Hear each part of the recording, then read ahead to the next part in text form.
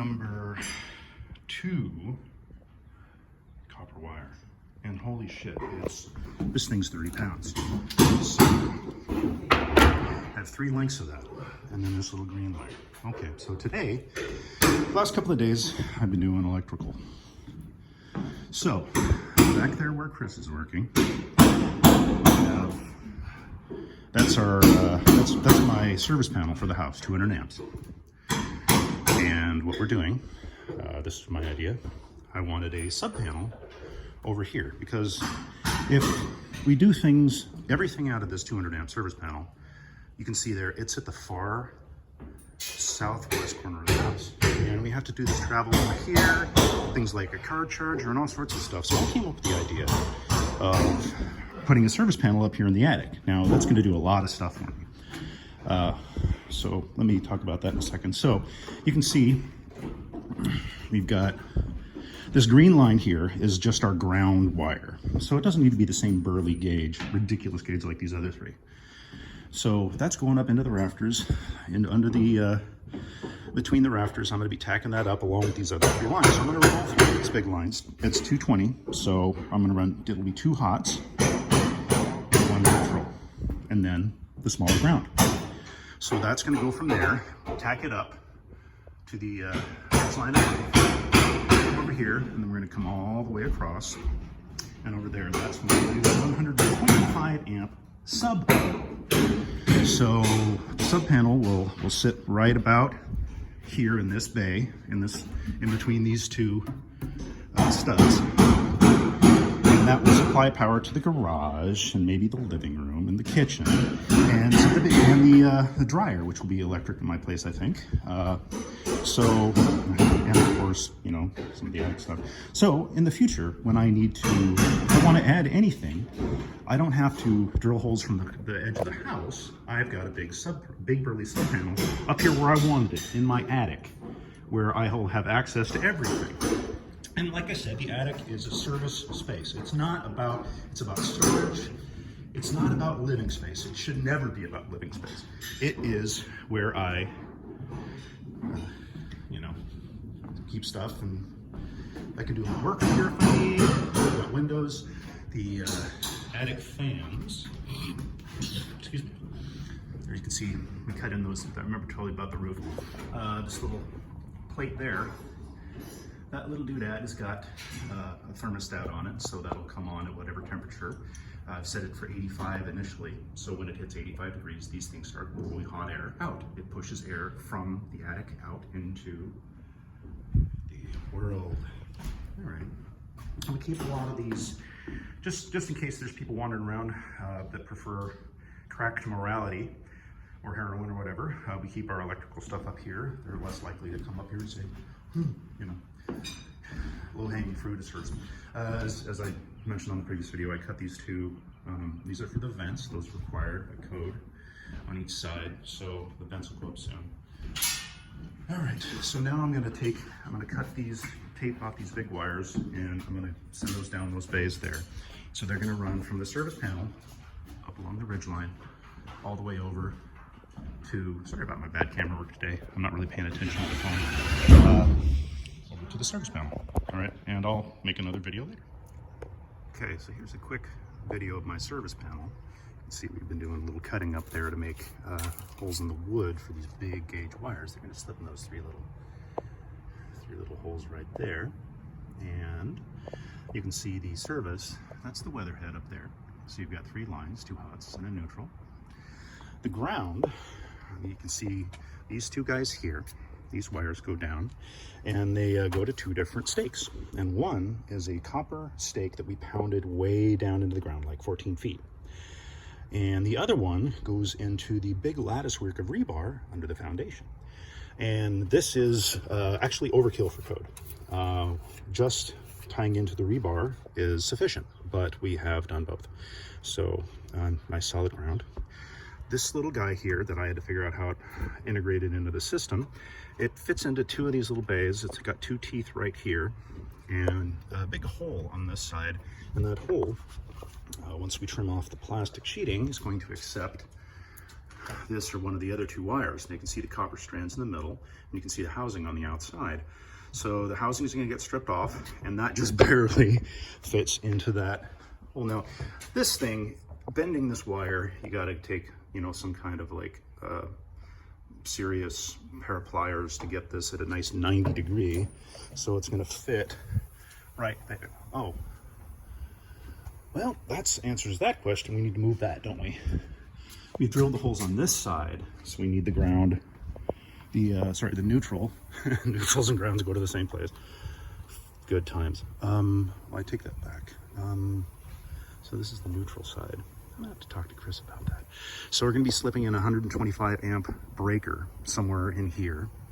And then those two lines are gonna go, the two hots will go into that. Now you can see this big 200 amp breaker, this is where all the power is conducted down these guys. And you can see there's a right side, left side, right side, left side, the way it's hooked up there. So that's oddly enough how you get 220 as opposed to 110. 110, you just hook into one side of this and it goes out. 220, if you go into two of these, you've automatically connected to both sides. Each side is a feed for 110. So that's 220. It's electricity, goofy stuff. But fairly simple once you get the basic concepts. So 125 amps to the service panel dictates a certain gauge of wire, and it's this burly ass number 2. If you look at wire gauges, you can see up here this white stuff is all number 14. Number 14 is 15 amp. It's for lights. It's not for receptacles. Receptacles will be 20 amp, and that will be yellow. Okay, there. So we continue to work with the big ass shit here. You can see the service panel. This is the 200 amp service panel, right? And then this is for the sub panel. You can see there, it's 125. And you can see it's grabbing those two poles right there. And one comes from this side, and one comes from that side. The way they have, you know, every other one there. So there's your 220. And these are big. The wires we're using are exact same wires that the electrical service is coming in on. Big old number 2 wire. That's badass shit. It'll handle 200 amps, but we've got this run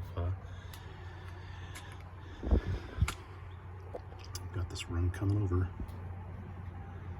60 feet of each of these. It costs hundreds of dollars for this stuff. I think the wires alone were like $400. 180 feet of number 2 copper wire. It's pretty insane. But hey, what you gotta do. So, all right. Well, just another illustration that the whole point of this attic, it's not about beauty, it's about function. And like I said, that's one of these holes here. Thank goodness the wind's blowing. It gets hot in attics. I don't have to tell some of you, or anybody that lives in hot weather places, and attics can be freaking hot. But this one, actually, all things considered, there's a little breeze. You can see the breeze there. And anyway, so you can way down there, you can see the service, and you can see on the left we've got the green ground, and on the right we've got the 3 things coming off. I'll maybe go down there and show you that again. So here, now we mark white tape always the neutral. You can see the inside box there on the right, that's got the neutral, and that's going into the right there with the screws. And those will be our neutral wires on the other side, but the green one is going to go in. It's going to go in here for all the grounds. So we've tacked these up, and these are some burly ass wires, as previously mentioned. They're the same one for our 200 amp service. As these runs, if we were to do a 150 foot run of this to 125, of course, a 150 foot run would be kind of insane. You'd have to think of the kind of house, but they exist, believe me. So then you would have to, if longer runs, you need thicker wires sometimes. And there's basically electricians have books and charts that explain that to them. I had a real hard time trying to find that online. I was trying to educate myself. It was basically a fail. Couldn't find it. I found, you know, like how many amps per wire. Like we said, this is what I'm using to put up lights. That's 15 amp, it's white. Then the stuff will put these outlets together. You can see these are all these lights here.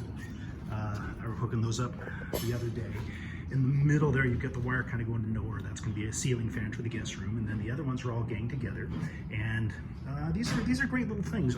You can kind of, let me zoom in. So I'll keep my hand as steady as I can. You see, you've got the can light, and oh, that's open. I need to put a plate on that.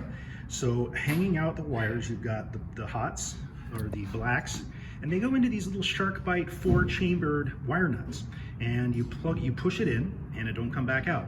Basically, it's a one-time use. So you pull the sheet off the wire, you stick it in there, and it's connected. You connect the 4 things at once.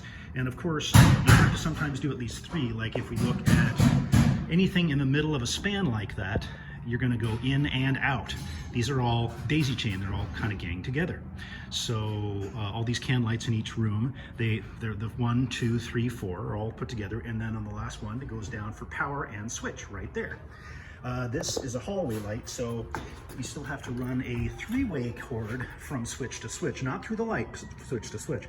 But yes, there's a metal plate that I have. You can see that these guys down here, I think I accidentally turned that off. You see these guys, that one's got no plate, and these guys down here have the plate. So I gotta go while I'm thinking about it, get a plate on that guy. Shouldn't have to plug anything else. The other thing that we put together, you can't see it there, but that wire that's kind of going off to nowhere right there, that's a smoke detector. Zoom all the way up. So yes, you can't see it there. Let me see if I can find one you can actually see. Oh yeah, so yeah, I had to go through all sorts of walls, and this was the same wire coming up right here. So those 2 wires, the ones I just showed you, the one way over there in that room, going to a smoke detector, they're all on the same power. Now you can put about, what was it, 15 lights? 15 lights. 15 lights, and are receptacles the same? How many receptacles? Receptacles just go to 80% on 20 amp, which is basically, 12 to 15, depends. Okay, 12 to 15 on 20 amp cable for receptacles. So you basically you start at the box, you run to one of the receptacles, you have a line into the receptacle, you wire the receptacle, you have another line out. You can go from 1 to 12, 15 under some cases, and that's a lot of things you learn about here, like a microwave. 20 amps, 2,000 watts maximum. There's all sorts of things that max out at like 1,500 watts, because they're basically meant to handle the wires only can handle so much. So all the appliances are rated at that thing. So when you have really burly stuff like an electric oven or a car charger or an electric clothes dryer or an outdoor electric patio heater, there's all sorts of things that require 220 larger amperage. Your single, so this is the sub panel that we've been working on. So you see all the things go in there. 2 hots, neutral. For the ground. Huh? The ground will go right through that one. Oh, the ground. Oh, hey man, you're on candid camera. You're gonna be on one of my videos, Georgia. All right, man. It's looking good. Felicidades, Ben Deco. Pulling some wire? What's that black stuff up there? That looks like some heavy-duty shit. It is, man. It's number 2. It's the same shit we use for the 200 amp service. Really? This is a 125 amp sub panel. For that thing? For the... Yeah, it's just to operate the lift. That's it. Yeah, that's it. All right. No, man. Okay, so that's he's saying this can go for my. So I've got a hole there, and that's gonna go. These, you can see these little nuts at the top. Basically, these little guys cinch down. You cinch down these screws, and this little guy there cinches down on the wire, so the wire's not going anywhere from that thing. They don't leave it loose, so it can just, it's not like the connection here at the box is not supposed to bear the weight of the shit. Other places in the line, and you can see within a foot of basically every outlet, everything you need. The code says you get a staple here, so we got a couple there, and there's one behind here that I did to make that a little easier. But that's kind of the drill. So more later. I guess I can go ahead and edit and post this. I was working on that other stuff a couple of days ago. I don't think I explained anything about my fun water heater. It's all out of the box. This thing's pretty badass. Up on top, what you have basically is a heat pump and a 50-gallon tank, and it's supposed to be like 97% efficient. It's supposed to be the most efficient use of power possible. Now, could you possibly, with the right market dynamics, spend less on natural gas? Possibly, but there's the energy guide. This is a cheap source of heating water, and it's supposed to be the bomb. That's what Consumer Report says. That's what Wirecutter says. So I read through that, and I think it's cool, kind of a cool idea. It's kind of similar to the heating and air conditioning concept I've got. I'm going to be having outside this wall here down low, I'm going to be having a central compressor, and I'm going to have a 5-zone heat pump air conditioning heater unit. Anyway, let's talk a little bit about, as I've told you, the front is on the box now. And so that's all wired. What I've been doing today is this mess right here. So what I have in this guy right here is you can see it's a 12-port patch panel. And that's pretty much all I need for this house. And I'm going to be using all 12 lines. I have a diagram on my iPad on the spreadsheet that shows where everything goes, so it's all kind of figured out. I just wired up the last line. Actually, I just have to cut one wire here, and then I managed to get away with one 500-foot box of shielded Cat 5. So 3 go to the bedroom, 4 go to the living room, 2 go to the kitchen, and 2 go to the office. And I've got these tacked up. I'll tack them up a little better once I have that. So I still have to land all these lines. I'll pull off the end of the sheets, and that exposes 8 little wires. And they're color coded. You basically punch them down with a little tool. And then on the other end, I've got these little jacks that go in these things called keystone plates. They're the little ones with anywhere from 2 to 6 little things that go in those. I'll attach them to those metal rings there. And I have ones for both. Well, I have ones for coax for the keystone plate. I've got them for the Cat 5, as I mentioned, and I have them for HDMI. So I'm going to have kind of a fun thing in here. In the mail, I've got 3 50-foot lengths of HDMI designed to go in wall, and they'll just go to the back. So one of those will go to the back of the bottom plate, and it'll come up here to a splitter. And then the splitter will send out things. It'll duplicate the signal 3 times. So if I want to have a party watching the game, I can put up the same image on all 3 screens. I may never use this. I will probably just set it up here on a one of those Wi-Fi enabled little outlets. So the power will just remain off until I decide I actually want to use the damn thing. Or I could just plug the damn thing in. But anyway, I think I will use it a fair amount because I'm a nerd and I'm a single guy. Well, let's see. Yeah, you normally use, like, a pair of dikes to cut these things. Yeah, very funny. And oops, I don't know if I can. No, I don't have enough. Let's see here. Yeah. Okay, we're done. All right, so that's gonna be the end of my. Almost done with that. Well, all that shit's ready to be landed. I'll do that later. The cabinet order came in, and holy shit. Down there in the garage, I've got a garage full of craft-made cabinets. Now, they're not going to be ready to go in for a while, so where am I going to put them? Well, I'm going to put them up here. I'm going to use Mr. Attic Lift, and we're going to put those things on the lift and put them up. And yeah, I had that operating earlier today. I just have one little thing to fix on the attic lift to figure that out. But you can see this. I'm going to tack these up better. It'll look a little bit nicer. Once all this stuff is punched down, then I'll tack these up to look a little bit better. I still have to run 2 runs of coax cable. I'm going to run 1 to the bedroom and 1 to the back of the house for input. So when cable people come, I can just say, hey, just put it in that. And then I've got a splitter splitter all my stuff is going to go right here. So I'll probably have a little bitty table, and I've got power here, and I'll have a power strip. And then I'll have my patch panel, and all my patch things will be patched into a switch. I have a 16-port switch, so I'll patch all those guys in there. And there you go. I like wiring stuff just because it's nice. So, sorry about the bad camera work and rambliness of this one, but yeah, it's kind of a nature of the beast. I guess the last thing I gotta do is take this and this is another HDMI thing. So, yeah, this was all basically for me. Chris doesn't give a shit about my, whether or not I'm going to have all this video shit running through the wires, but I've got to get this shit ready before we do the stucco and drywall. Well, the drywall mostly on the interior. So, this is one badass motherfucker. I love it. Oh yeah, and it's got a leak sensor, and it's got Wi-Fi, and you can monitor your energy, look at your energy usage, and you can turn it off remotely when you're out on vacation. You can program times to keep it hot and cold.